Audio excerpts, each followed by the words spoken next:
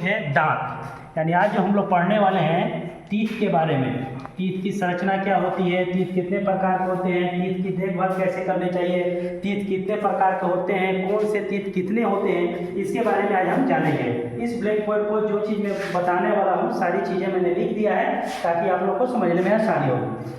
तो आज हम जानते हैं कि हमारे जिंदगी का दांत एक बहुत बड़ा हिस्सा है जो हमारे जिंदगी भर बहुत काम आता है, क्योंकि अगर दांत ना रहे तो हम खाना नहीं खा सकते हैं, यानी एक अहम रोल अदा करता है हमारे जीवन में। इसलिए हमें दांतों की भी देखभाल करती रहनी चाहिए। आजकल हम लोग देखते हैं कि बहुत सारे लोग गुटखे खा लेते हैं, पान खा लेते हैं और दांत को खराब कर लेते हैं, और अंतिम घड़ी में जब बूढ़े हो जाते हैं तो हमें देखने को मिलता है कि उनसे खाना नहीं खाया जाता। कितनी तकलीफ होती है ना बच्चों।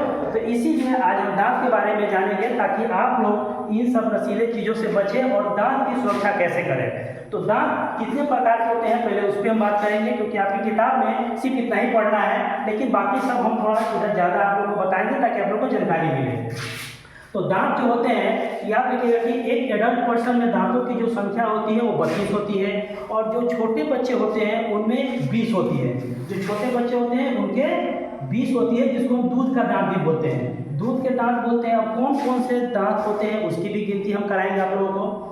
तो इसमें जो दांत होते हैं 4 प्रकार के दांत होते हैं। पहला जो होता है उसको बोलते हैं कृंतक यानी इंसिजर। इंसिजर जो सामने वाले दांत होते हैं, मान लीजिए कि आप सेव खा रहे हैं, तो सेव खा रहे हैं तो सेव को मुंह से काटिएगा, तो दांत से काटिएगा, तो दांत से जो काटिएगा तो जो हमारे सामने वाले फ्रंट जो टीथ है वो काटने में काम करते हैं। तो उनकी संख्या नीचे वाले ये 4 और नीचे 4 तो ऊपर 4, तो इसकी संख्या 8 हो गई। तो इसीलिए कृंतक जो होते हैं उनकी संख्या 8 होती है, और इसको शाकाहारी भी दांत बोलते हैं, इसलिए कि आप जितने भी मवेशी जानवर देखे होंगे उसके फ्रंट के दांत बहुत लंबे लंबे होते हैं, क्योंकि वो शाकाहारी जानवर होते हैं। तो जनरली शाकाहारी में इंसिजर ही दांत आपको देखने को मिलेगी।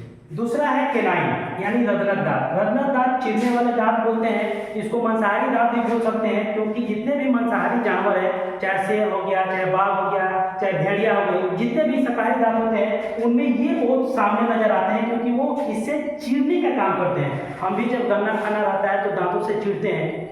इसकी संख्या होती है 4। यहाँ फ्रंट में देखिएगा जो काटने वाले दांत है उसके बगल में 2 दांत है, एक यहाँ और एक यहाँ, तो नीचे 2 और ऊपर 2 मिलाकर हो गए 4। उसके बाद है अग्रचर्मक। अग्रचर्मक यानी प्रीमोलर।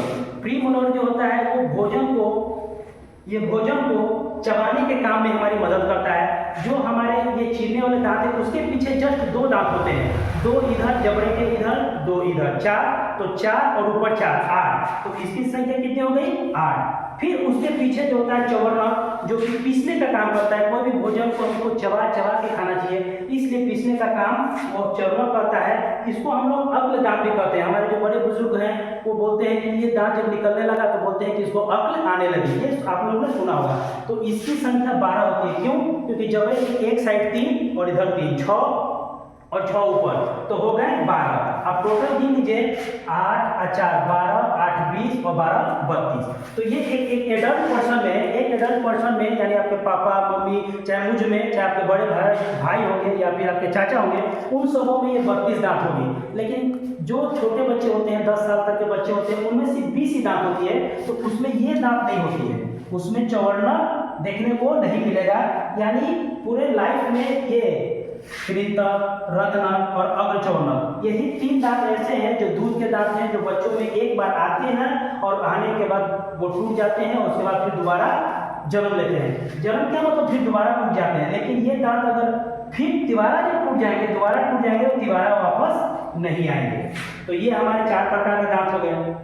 अब क्या है, ये दांत है, तो ये दांत के भी परत बहुत सारे लेयर बने होते हैं। हम लोग पढ़ते हैं कि दांतों के सबसे कठोर जो दांत होता है, सबसे कठोर दांत जो होता है, उस संरचना जो होता है उसको इनेमी बोलते हैं। क्या बोलते हैं? इनेमी, यानी सबसे कठोर इनेमी जो होता है वो दांतों का सबसे बाहरी परत होता है। इसके ऊपर जो ये बाहरी परत होता है इसको हम लोग इनेमी बोलते हैं। ये जो सबसे कठोर होता है, हमारे शरीर में सबसे कठोर दांत ही होते हैं, जैसे किसी भी चीज को हम चबा सकते हैं, तोड़ सकते हैं, काट सकते हैं। ये परत को इनेमल बोलते हैं। जस्ट उसके नीचे होता है डेटिन। डेटिन जो होता है वो इनेमल के नीचे होता है और इससे हल्का सा नरम होता है, जो कि मैंने यहाँ लिखा हुआ है। फिर उसके नीचे होता है पल्प। पल्प जो होता है वो दांत का भीतरी परत होता है जिसमें तंत्रिकाएं और रक्त वाहिकाएं होती हैं, यानी हमारे दांत में जो ब्लड वेसल्स जो ट्रेवल करते हैं वो इसी के माध्यम से, यानी पल्प के माध्यम से जाते हैं। और होता है एक सीमेंटम। एक सीमेंटम जो होता है वो दांत की जड़ के चारों ओर मसूड़ों के नीचे फैले होते हैं। वो देखिएगा यहाँ से जो मसूड़ा जो रहता है दांत के नीचे, जो जिसपे ये दांत टिका रहता है, उसको हम लोग सीमेंटम बोलते हैं। तो ये सब दांत के बहुत सारे पार्ट हैं, लेकिन ये पीपीटी के माध्यम से हम दिखा नहीं पा रहे हैं और आप लोग के लिए इतना ही काफ़ी है, बाद बाकी वो सीनियर लोग के लिए। तो बच्चों, दांत जब हमारे लिए इतने इंपॉर्टेंट है तो इसकी देखभाल भी करना बहुत जरूरी है। तो देखभाल के लिए क्या करेंगे कि हम कम से कम दिन भर में 2 बार ब्रश करें, एक सुबह और एक शाम, और खाना खाने के बाद। रात में जो ब्रश करें वो खाना खाने के बाद करें और उसके बाद एक सुबह, उसके बाद फ्लशिंग करें। खाना जब भी हम खाएं फ्लशिंग करें। फ्लशिंग करने का मतलब ये होता है कि जब हम खाना खाते हैं तो हमारे दांतों के बीच में जो हिस्सा होता है उसमें कुछ अनाज लग जाते हैं, और उसको अगर हम ना साफ करें तो धीरे धीरे वो कैविटी का रूप धारण कर लेते हैं और दांत धीरे धीरे सड़ने लगते हैं। तो अगर हम खाना खाने के बाद कुल्ली करें या फिर उसको बढ़िया से फ्रेश करें, कुल्ली करें, और या फिर चाहे तो ब्रश से भी साफ कर सकते हैं। और जहाँ तक जरूरत हो सके कम से कम डॉक्टर से भी सलाह लेनी चाहिए। यानी जब कैविटी एक समय के बाद दांतों में देखना, बड़े बुजुर्ग के कैविटी जम जाती है, होता क्या है कि वो जल्दी डॉक्टर के पास नहीं जाते हैं, लेकिन कम से कम 1 साल में एक बार डॉक्टर के पास जरूर जाना चाहिए ताकि दांतों का चेकअप आसानी से हो सके। तो ये सब दांतों के प्रकार हैं जो मैंने आप लोगों को बताया। Thank you.